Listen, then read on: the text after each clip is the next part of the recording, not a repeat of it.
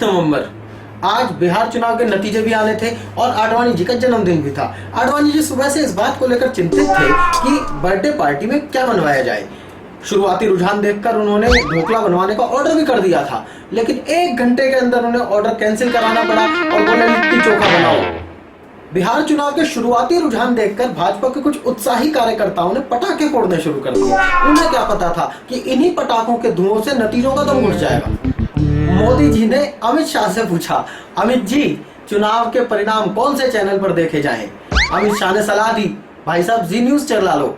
अमित शाह की सलाह सुनकर मोदी जी ने तुरंत निर्णय लिया, एनडीटीवी लगाया जाए। एक कांग्रेसी ने भाजपा ही से कहा, हमारे पास सिब्बल है, दिग्विजय है, राहुल गांधी है, तुम्हारे पास क्या है? भाजपा ने कश्मीर के, दिल्ली के, बिहार के परिणाम दिखाए और बोले हमारे पास अमित शाह है। अमित शाह की परफॉर्मेंस देखकर मोदी जी इतना असहिष्णु महसूस करने लगे हैं कि हो सकता है जल्दी वे अपना अमित शाह लौटा दें। उधर भाजपाई इस बात पर हैरान है कि जिस 8 नवंबर को वोटों की गिनती शुरू होनी थी, उसी 8 नवंबर को भाजपा की उल्टी गिनती शुरू हो गई। जंतर मंतर का भारतीय संस्कृति और भारतीय राजनीति दोनों में बहुत महत्व है। कांग्रेस ने एक बार जंतर मंतर जाने वालों की खिल्ली उड़ाई थी, कांग्रेस निपट गई। अब बिहार चुनाव में मोदी जी ने जंतर मंतर करने वालों की खिल्ली उड़ा दी। इस पाप का प्रायश्चित करने के लिए मोदी जी ने तुरंत लालू जी को फोन मिलाया और कहा, लालू जी कुछ नहीं दे सकते तो कम से कम उस बाबा का नंबर दे दीजिए जिसने आपको इलेक्शन जितवाया है।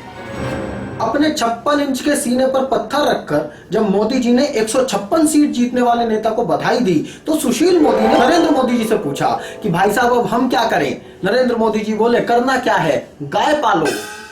बिहार चुनाव के परिणाम देखकर एक भाजपाई ने किसी टीवी चैनल पर शेर पढ़ा, मेरा मोदी वहां डूबा जहां माझी पे दमखम था। ये बयान सुनकर माझी जी बिदक गए, बोले क्या माझी पे दमखम था?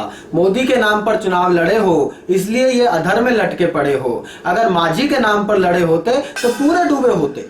उधर किसी ने हेमा जी से पूछा कि हेमा जी बिहार चुनाव के परिणामों पर आप क्या कहेंगी? बोली मैंने क्या कहना है, मैं तो पहले से ही बाबा रामदेव के बिस्कुट बेच रही हूँ। परिणामों में मिली सफलता से प्रसन्न होकर लालू जी ने नीतीश कुमार को फोन किया कि हे नीतीश वाह, विजय भोज में क्या खाइएगा? नीतीश कुमार बोले, लालू जी जो अरहर की दाल हम लोगों ने चुनाव में ब्लॉक करवाई थी वही बनवा लीजिए।